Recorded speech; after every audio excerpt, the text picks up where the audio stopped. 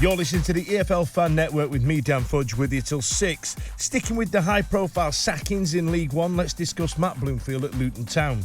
He joined the Hatters in January after a long career at Wycombe Wanderers, both as a player and a manager. With Luton facing their second consecutive relegation, he was tasked with replacing Rob Edwards, a legend at the club. Final day heartbreak meant he couldn't save the Hatters from the drop, and whilst their form this season hasn't been terrible, he was sacked on Monday with the club in 11th place after 11 games. Joining me right now is Adam Driscoll from the Oak Road Hatters. Adam, how you feeling, brother? Yeah, not too bad. I think we're in a position that maybe a lot of Luton fans, we knew the change needed to happen, but we may not have necessarily thought the board were going to act this soon into the season. And that really comes off the back of last season and the fact that we, held on to Rob Edwards for a bit too long. So,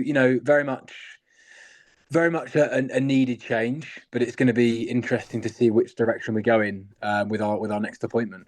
It's an interesting one because Luton Town are going to be one of those caveats in history now where it's like, oh, do you remember Luton Town? Like Derby County get remembered. When it comes to rapid successive relegation, it's going to be like, oh, you're going to do a Luton. With Rob Edwards was an interesting one, right? Because there was, I think I mentioned it a couple of weeks ago, there was an element of that same sort of thing where Phil Brown didn't get sacked from Hull until it was far too late because of the sentimentality of getting them up to the Premier League and something like that. But Luton have won, 5 and lost 5 from their opening matches. If you're losing as many as you're winning, you're asking for trouble, right? Or do you feel like it was a bit of a knee-jerk reaction? No, I think you're right in terms of asking for trouble, to be honest. I mean, you've got to bear in mind that this is on top of a miserable season last season, of which Bloomfield oversaw half. And yes, we got better at times. But ultimately, when it came down to the crunch game at West Brom, we conceded 5 goals. Right. So it stems from the back of a major disappointment last season. And yeah, 11 games played, won 5, lost 5. It shows that you're kind of bang average. And the league position shows that as well. So there was no doubt Bloomfield needed to get off to a reasonably good start. But it's not even just the results. It's the performances that we've seen as well. We've probably played well, in truth, for 3 or 4 halves of football as a whole across the whole season. Yeah. A couple of the wins, or a couple of the 5 wins we've had have been very fortunate. Wimbledon, first game of the season, took a late own goal. Wigan at home, we were pretty poor. They should definitely have got something out of the game. So, when you look at it on the face of things, it's just not been good enough at all. And it needs to change because we've changed the whole squad over the course of the summer, basically. The last thing really that you change is who's in charge of them. Do you feel that you're the cup final team in League One? I remember when Sheffield Wednesday were there, everybody wanted to beat Sheffield Wednesday, because they were one of the bigger teams. And having been in the Premier League so recently, do you feel like there's an element of other people raising their game against you?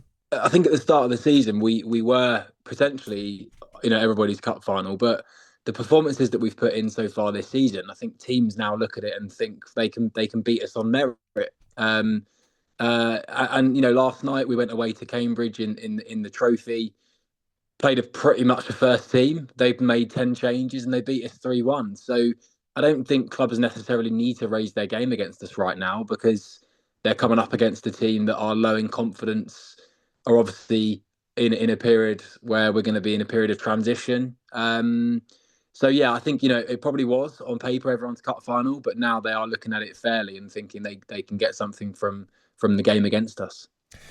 When you look at Rob Edwards and how well he's doing in Middlesbrough, are you happy for him, or are you thinking what could have been? Why didn't you do that with us? A bit of both, if I'm being completely honest. I mean, Rob Edwards is a lovely guy. We spoke last season, even when he got sacked, and I spoke to you guys in January.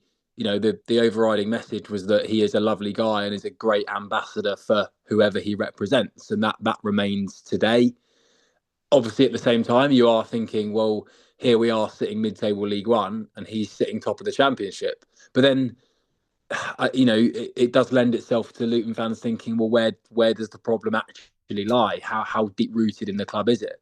Um, so yeah, it's a bit of both, but I do hope he goes on to do well with his managerial career, because he is a top guy ultimately. That's quite nice. It's nice to have that type of thing in football, because normally as soon as they've gone, they're done, they're dead forever. But Yeah. let's go back to more recent times. So I'd like to play you a bit of audio. Here's the interview with Bloomfield the day he joined Luton back in January. For me to leave Wickham, it had to be the right thing. I wasn't going to walk away from my job there for anything. I loved my job there, and I was really proud of the team that we'd produced. With the staff, we were really keen on a project and building something, and what we'd done there, we were really pleased of. So I was not going to walk away for anything, but this felt right. It was the right project at the right time and at the right football club, and I'm really, really pleased to be here, and we're looking to get forward to getting work straight away. For him, it was a massive decision to lead the Chairboys. I mean, they loved him. You know what I mean? So how's it gone so wrong so quickly? Do you think it's like losing mentality that kind of creeps in, and it takes a massive superhuman effort to try and turn that around? Do you reckon it's more psychological than quality? I think there's a massive part of it that's psychological. I mean, until you're in the club as a manager, I'm guessing you don't necessarily understand what the mentality and the confidence is like. You can look at a squad list on paper and pick out players and think, right, okay, well, that's absolutely great. I've got these players to work with. But when they're fragile and you're only seeing that when you're in the building, then that's a different story. I mean, Bloomfield took 8 or 9 league games to get his first win. Probably something he didn't expect or imagine. And it's just that's too many games to take to get those first 3 points when you are in a battle, which is where we were when he came in. So it's a difficult one, isn't it? I mean, I think he certainly expected that he would come in and keep us up, and then you're talking about a completely different summer and a completely different project that he can take the club on. But ultimately, it's all gone very wrong for us, and he's paid the price. So in all seriousness now then, you've got Steve Bruce available. Would he be the type of guy to come in, a guy with a bit of pedigree at that level, albeit it's not gone well for him at Blackpool? Look, I mean, no disrespect to Steve Bruce, but he's not the right man for us. Adam, don't be polite at this end. Steve Bruce left Sheffield Wednesday after about 3 months. Be as impolite about him as you want. Don't fart around the poo here. Well, I'll let you do that bit, but obviously that is a manager with I mean, I think over 1,000 games managed. I absolutely agree, and I think every Luton fan you speak to predominantly will say we now need an experienced head, that's got skin in the game, managed in the Championship at least, that can get us what we want to, can get us where we want to be this season, which is ideally promoted, and then re-establish us back in the Championship, because you've got to look at an appointment for the next 2 or 3 years, and moving into Power Court, we want to be in the Championship. So that's the way I'm looking at it. But with that, you need someone with experience and flexibility as well. So not Steve Bruce for me. If it was me personally, I think I'd look at someone like Tony Mowbray, who's available. Absolutely, yes.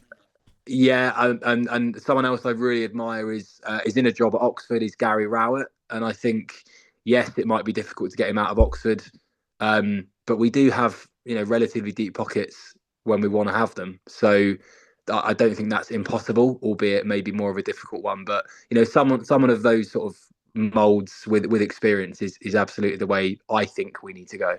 Some very sensible suggestions there, Adam. I kind of like that. So whatever happens, look, it's still early days in the season. What's the mandate for the new manager? How do you turn things around? Is it a case of, right, guys, look, let's try and eke it through to January, and then we'll like you say, you've got some deep pockets when you want them to be, or do you need to hit the ground running because you're losing a bit of pace from the top of the league? I think the new manager needs to hit the ground running, but I think the fans will also understand that we need to put a structure and an identity in place. Yeah. Of late, last 3 or 4 weeks, we've been leaking goals like there's no tomorrow. So there has to be organisation, leadership, structure. Obviously, if you can do that quickly, then great. But at the same time, we've got 3/4 of the league season to go. There's so many points to play for. And so, yeah, a new manager does need to hit the ground running, but they also need to install the basics into the squad and give us some sort of identity that we really haven't seen for, quite some time. Let's hope.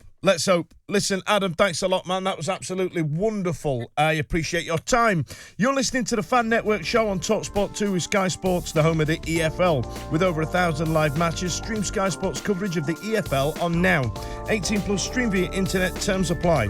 But coming up next, we've reached the international break, but there's still matches in League 1 and League 2 to look forward to. We'll speak to fans of Walsall and Bromley and ask if there needs to be a new relegation slot in League 2.